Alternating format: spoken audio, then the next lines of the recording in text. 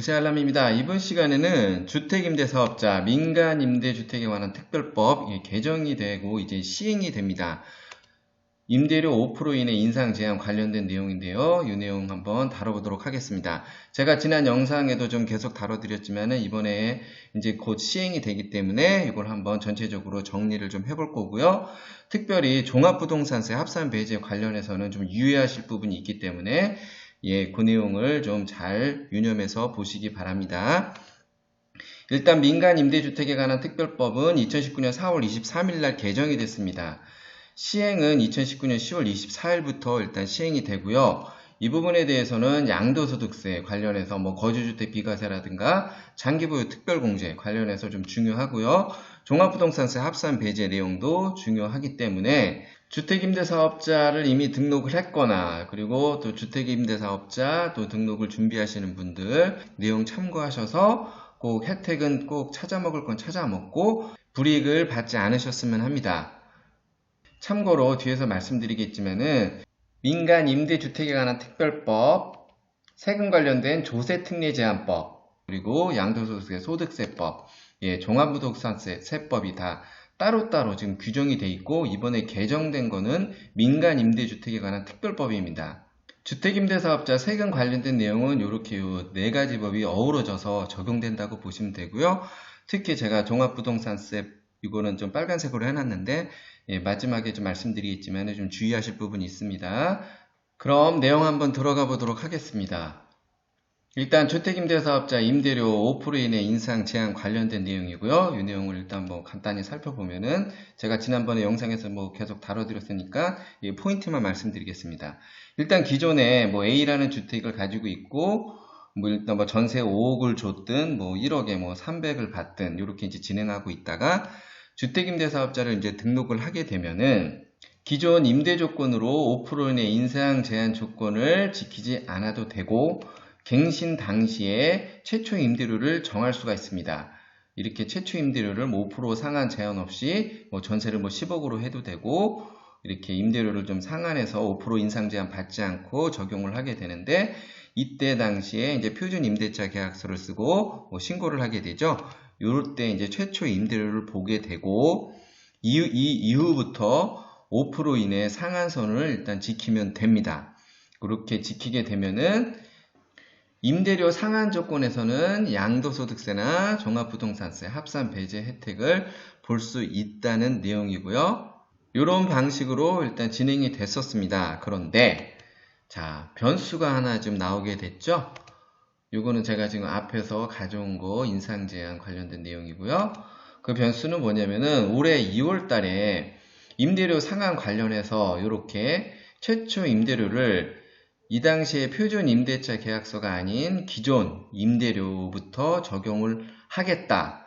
이런 내용들이 좀 발의가 되고 좀 나오기 시작됐죠. 그래서 이 부분이 좀 논란이 됐고 그런 과정에서 2019년 4월 23일 날 좀 정리가 됩니다.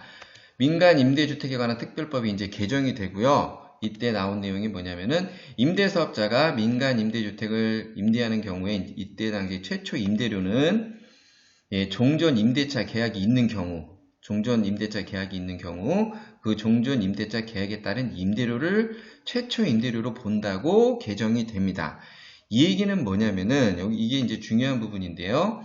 표준 임대차 계약서를 최초 임대료로 보지 않겠다고 민간임대주택에 관한 특별법에서 정의를 내리고 개정을 하게 됩니다. 그런데 이거를 바로 시행하는 것이 아니고 6개월 정도 유예기간을 두고 2019년 10월 24일부터 시행을 하게 됩니다.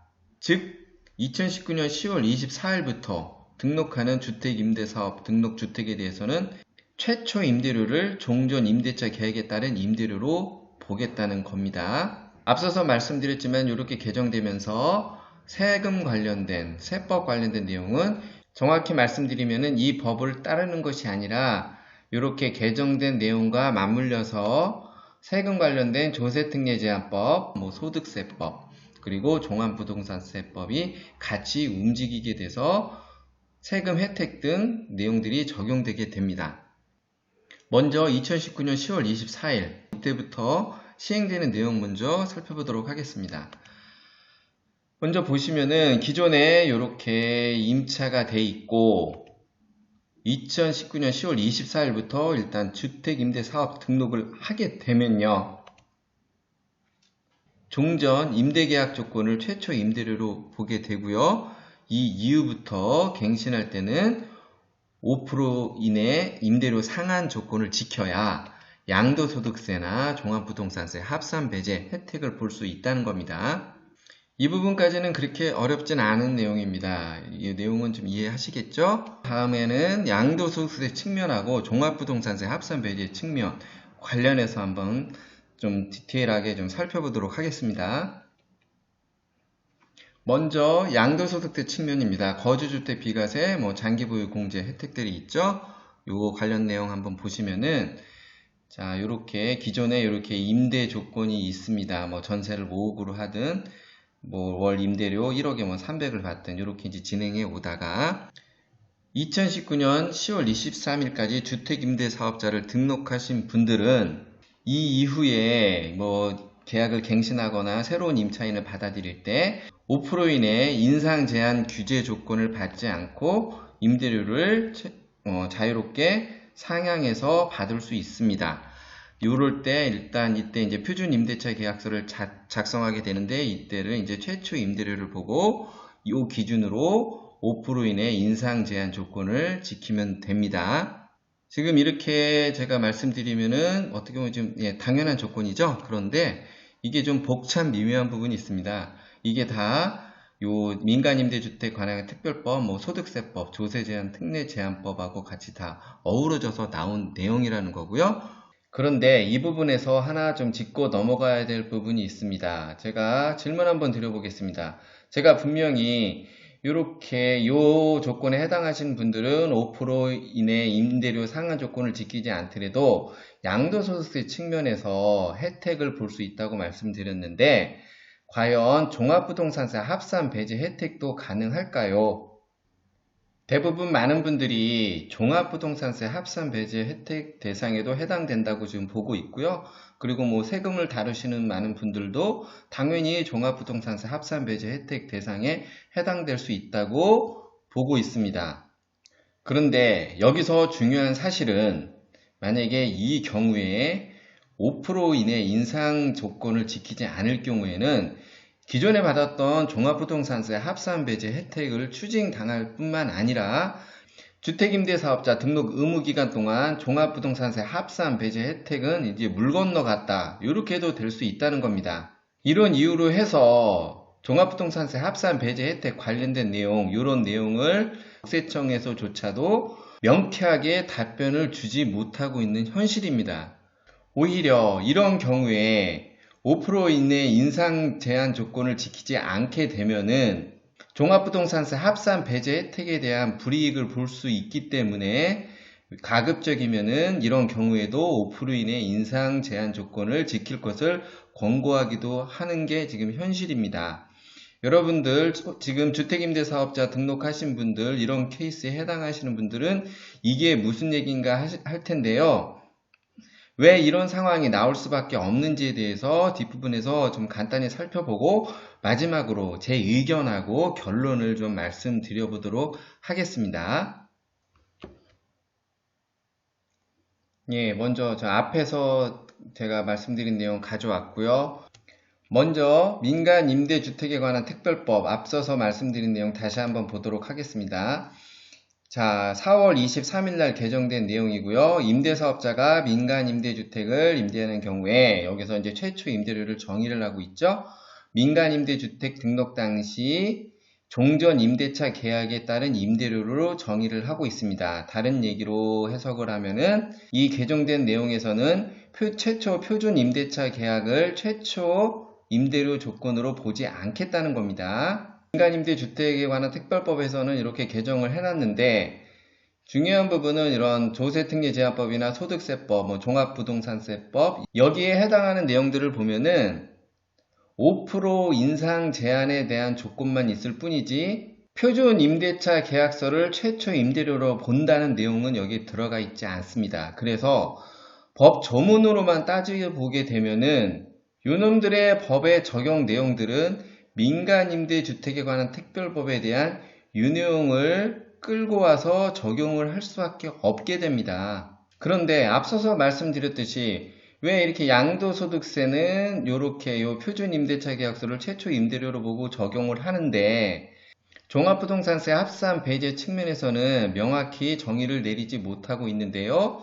양도소득세 측면에서 왜 요 규정을 적용할 수 있는지 내용을 살펴보도록 하겠습니다. 그 근거는 여기에 있습니다. 뭐냐면은 이게 여기 분명히 양도라고 써 있죠. 양도 부분에서 기획재정부에서 회신 자료를 내놓은 게 있습니다. 그 내용은 뭐냐면은 여기 조세특례제한법 있죠? 조세특례제한법 제97조의 3의 1항 뭐 이렇게 써 있는데 여기에서 임대료 증액 제한 기준에 대해서 뭐라고 이제 회신이 왔냐면은 임대료 증액 제한 기준이 되는 최초의 계약은 중공공 임대주택으로 등록한 후 이게 지금 이제 장기 임대주택으로 바뀌었죠?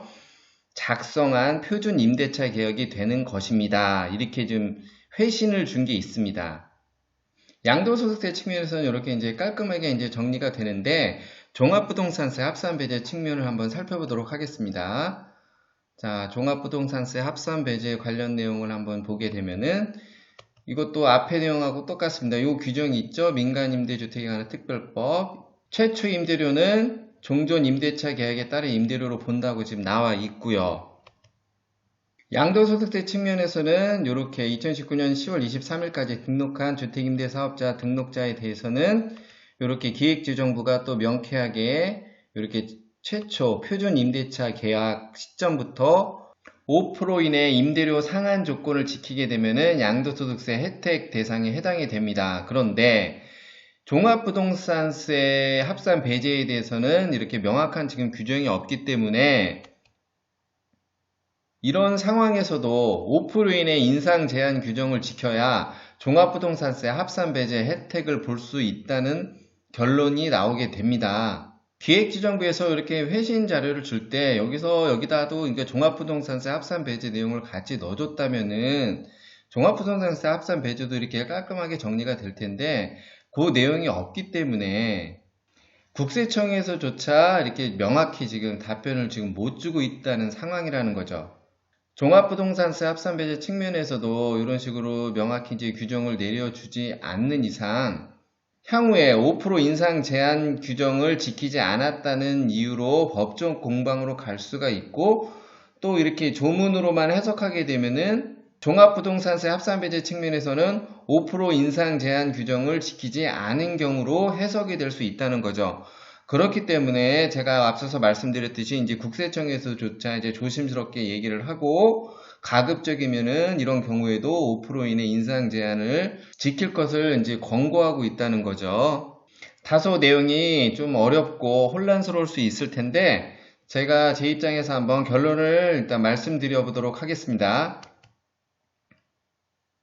먼저 첫 번째, 2019년 10월 24일부터 주택임대사업자 등록하시는 분들은 양도소득세나 종합부동산세 합산 배제 혜택을 보기 위해서는 무조건 기존 임차 조건이 있더라도 무조건 5% 이내 인상 조건을 지켜야 된다는 겁니다. 이 내용을 기억하시면 되고요. 두 번째로